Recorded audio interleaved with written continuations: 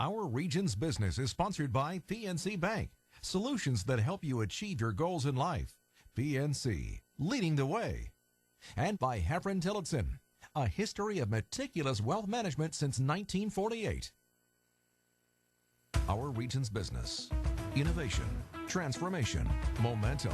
Improving our communities and driving technologies that will shape our region for generations.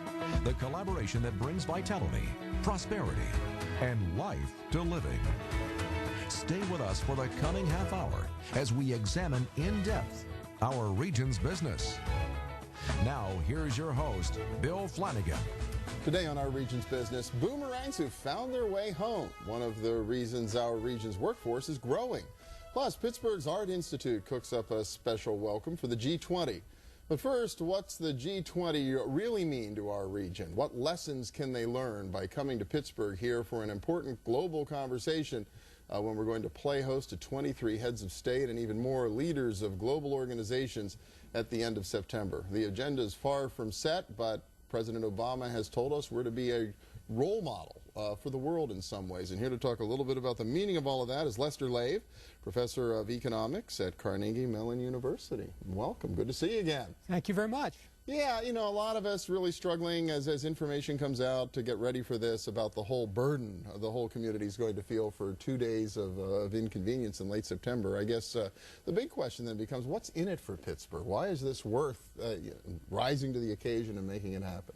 Well, certainly there's going to be inconvenience. There's no way about that. There are going to be streets that are closed. People's access to things are going to be restricted. But the fact is that if President Obama and his wife came to Pittsburgh, we would think that was a big deal. Now you've got 23 heads of state coming to Pittsburgh, and that's really a big deal. These people represent 90% of the world's economic output. 90%. I mean, this is really the opportunity for Pittsburgh to showcase itself to the most important people in the world. You know, we have to, I guess, take the White House at face value. They said they wanted to come here because Pittsburgh provides a story of regional recovery, of transformation, a place that's been to the abyss and back. Do we have something to tell the world? Well, we certainly do. I remember the early 1980s when the steel industry shut down, and times were really bad in Pittsburgh. I mean, they were really bad in Pittsburgh. And if you compare that time with right now, what we have is a prosperous region. We have a region that has recovered in terms of salaries, in terms of employment, and we frankly have the most livable city in the world. And so this is my home, this is where I want to be. Pittsburgh really has something to show the rest of the world. Okay, so what are the lessons then that places can learn? How did we pull it off? Well, the first thing is don't try to resurrect what it is that failed in the past. If we'd tried to just build up the steel industry again, we would never have made it. And that's certainly a lesson for other cities such as Detroit and so on, that is trying to get the old industry back again isn't going to work. What you have to do is you have to focus on the advantages that you have.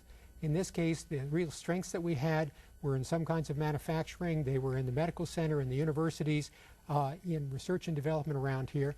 That's what we made go. The other part of this is just the western Pennsylvania countryside. We have these two large rivers that come together. We've got these beautiful hills, all these places around for environmental recreation. That's really what's unique about this place. It's something to be envied throughout the world. We have a lot of water here, and water's a problem in most of the world. We have great advantages in Pittsburgh that most of the world doesn't have. That's interesting that you talk about the quality of life. So even to an economist, the quality of life piece really counts. It certainly counts. I think that people want to move to places where they feel that their quality of life is good. And increasingly, if you want to get young professionals, then you better have an environment that they want to work in, they want to live in. Well, and talk about sort of the research and innovation and the new industries that have developed here. I mean, Pittsburgh's fortunate, 2 Tier 1 research universities among 35 colleges and universities. Is leveraging that one of the key ingredients? Oh, it certainly is. I mean, if, let me talk about Carnegie Mellon. I mean, no, I don't say anything bad about the other places, but I know Carnegie Mellon best. Our Robotics Institute has been spinning off companies. Our business school has put out managers that have started a number of new firms.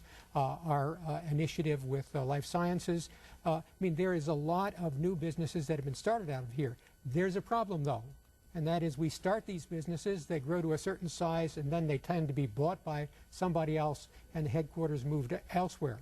we need to figure out not only how to start new businesses, which we know how to do, we need to figure out how it is we're going to keep them in Pittsburgh so that we become a large corporate headquarters again as we were in the past. So that's kind of how we get to the next level from where we are. It's a place as a work in progress. You're never really done. That's right, and we have to figure out how we're going to do that, how we're going to make use of these incredibly good institutions that we have here, the banks, some of the companies, and the other organizations around town, so that we can convince these companies to grow here rather than to be acquired by somebody else. Now, we've seen a little bit of that. We've seen some of the big two global law firms, K&O Gates, Reed Smith, I mean, becoming global giants, and we do have some manufacturing still going on here as well. Yeah, and that's great. And I think that the kind of manufacturing that goes on here, again, is tended to be towards the lighter end of manufacturing rather than the heavy stuff we had in the past. Frankly, this is the stuff that has higher profit margins, that tends to have more highly skilled workers. And so this is sort of more of the industry of the future that we want to try and get more of. That's interesting, and then also driven by a lot of the innovation that's happening to make it possible to compete in manufacturing. That's right. I mean, I think that if you were looking at manufacturing where low wages made a difference, we're never going to win that battle, and we don't want to get into it. We don't want to have the lowest wage workers in the world. What we want to have are very high wage workers turning out products that have a lot of value added to them. So that's how we did it. How much of what we did here is truly transferable to the Detroits and the other places around the world that are grappling with the issues that we were grappling with in the 1980s? Well, I would tell them not to try and build on their medical centers and their universities. I think that we did that. We were unique in that. They may be able to do that, but I think what they have to do is to evaluate their own special circumstances. What is it that makes them unique? What's good about them that other people can't imitate? Western Pennsylvania was the environment that we're in. After we cleaned up after coal and steel, it's a beautiful place to be, a beautiful place to hike in. Not all of the other cities we're talking about have those advantages. So everybody has to take a look at what it is that's unique to them. The other part of this is they have to understand that they're not going to continue to grow from where they were before. Pittsburgh, the city, shrank in size by about half, and we had to figure out how we were going to live with that. Again, a very difficult transition, but having figured that out, now we're in a position where we can begin to grow again to make use of these resources. But we couldn't stay with the population we had before. We just didn't have the jobs for that. Okay, well, fascinating. Fascinating lessons for the world to learn. Hopefully they get the message while they're here. Lester Lave, professor of economics at Carnegie Mellon. Thanks so much. Wonderful talking with you. Yeah. Next up, a G20 welcome with an artistic flair. Stay with us.